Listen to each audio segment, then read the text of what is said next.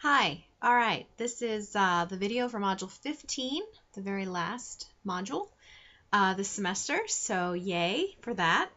Okay, so there's one more chapter, chapter 15 in spring, and lots of good stuff in there. More current information in there. And there's a corresponding PowerPoint where I try to sum up. It's a very long PowerPoint with slides with lots of information on them, so it's not it's not the ideal PowerPoint, but I was really trying to summarize for you and give you sort of a cheat sheet on some big issues, especially for those of you going into teaching, because I think having that kind of a summary, we talk a lot about NCLB or No Child Left Behind, but what did it really encompass?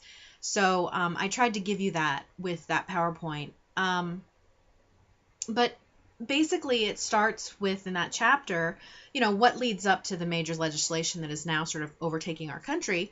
It was in 1983, a big report came out called A Nation at Risk.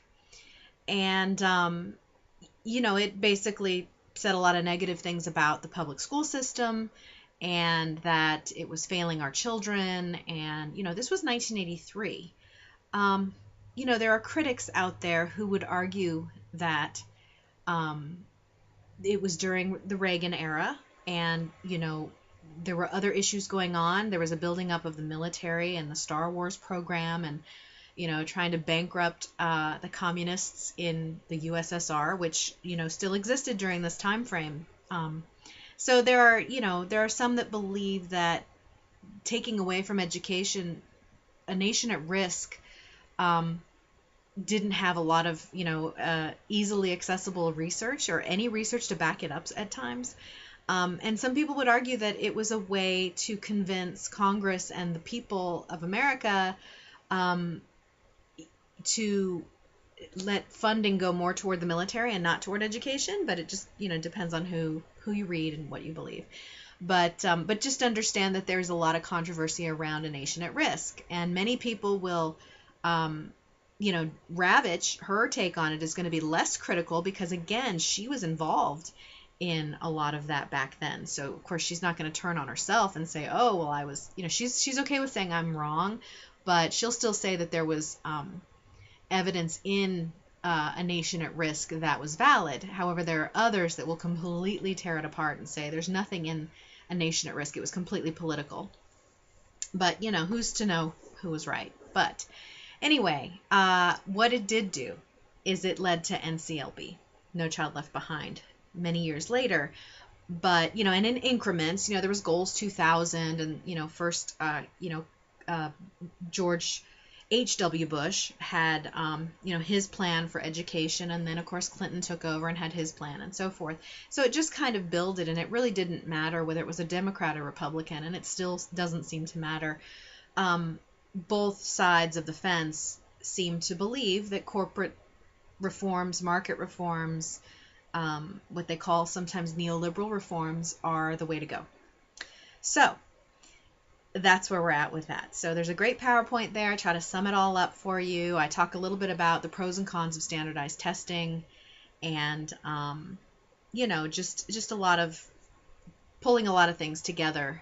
And of course, poverty. You can't, I don't know how we can talk about education without talking about the difference in funding in this country of, areas within our educational system and how the huge discrepancies there are between funding in urban or rural schools versus, suburban metropolitan areas and so forth. So that's obviously a problem for the next generation, for you and maybe your children. I don't know how we're going to ever overcome that, really. So then you're going to turn in, it's time to turn in your field experience report. So there is a Dropbox for that. Remember, there are 4 things you must turn in. Your honesty pledge, I have to have that. Your verification form, I have to have that. The sign-off form with your hours, I have to have that. Those 3 things I have to have. It's required by the regents, by the powers that be. And then I have to have the actual written report. If you would like to choose to attach your notes to that, that's fine. If you cite works within your report, please submit a works cited page. If it's just one of the, or if it's ones that one of the major books that I've assigned, I'm okay with you not including a works cited or references page for that. But please make sure when you're referring to things within your report, as Ravitch said in chapter 3 or whatever, make sure you reference it as best you can.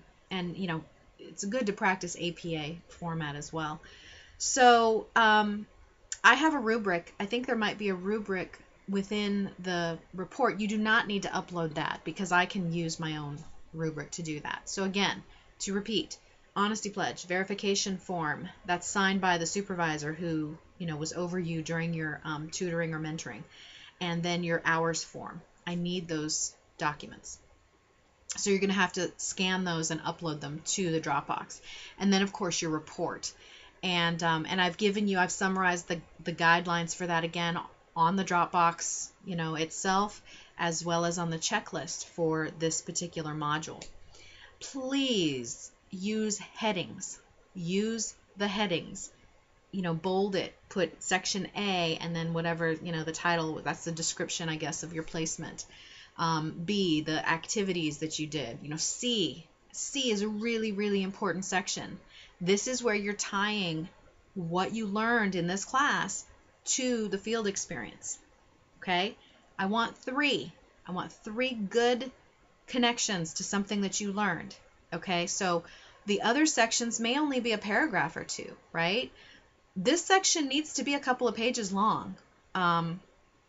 Or, maybe you're really good at, summarizing things, I don't know, but I would think there's no way for you to make some good, juicy connections to the material without you explaining it a little bit. So, please make sure that you do that because you will lose points in that section. That's the biggest thing I take off points for. I'm going to tell you right now up front is you don't use headings, okay? Use the headings. It just makes it easier for me to grade. And then in section C, if you don't make connections to the text or to what you've learned in this class, that's the whole point of this. So please do that. Okay. Quiz number 7. Quiz number 7 is fun, I think. Of course, that's coming from the instructor. I'm going to ask 10 questions regarding the critical issue presentations that you had to view. So I'm going to leave, that discussion topic open, obviously, so you can go back in and look at those things if you need to. But I'm going to be asking questions about certain people's presentations, and then you'll have to answer them regarding those things. So that's what quiz number 7 is going to be. And then your discussion prompt is just you're going to give me some feedback about your field experience, what were the best and worst parts. You're going to talk to each other about those things. And then I'm going to go ahead and talk about your final paper as well. Your final paper essay is the instructions are in the module, and it's going to be in different sections. Make sure, again, you use headings for those. You're going to submit that to the Dropbox by noon on, December 15th by noon. And, make sure that, you review your work. Make sure that I see some connections in your work. And if you have any questions about it whatsoever, please email me. Please feel free to ask. I really just want your, the final paper is fun for me to read a lot of the time because I get to see sort of a culmination of what we've gone over the semester, and I get to see your views, especially the ones where you pick out your favorite, things that affected you the most. I think that's in the last section of your final paper. So I guess that's it then. Spring chapter 15, view the PowerPoint, turn in your field experience report, quiz number 7, do the discussion prompt, and then turn in your final paper. So without I guess anything else to talk about, it was fun. I always enjoy teaching this class online. I'm still learning. I'm hoping to add some new things in the future, but it gets a little different every time. And I've enjoyed having you guys in my class. So I will hopefully, if I see you on campus and I don't recognize you and you want to come talk to me because you recognize me, please feel free. And, I hope that you guys have a very happy holidays and a Merry Christmas and a Happy New Year and good luck next semester.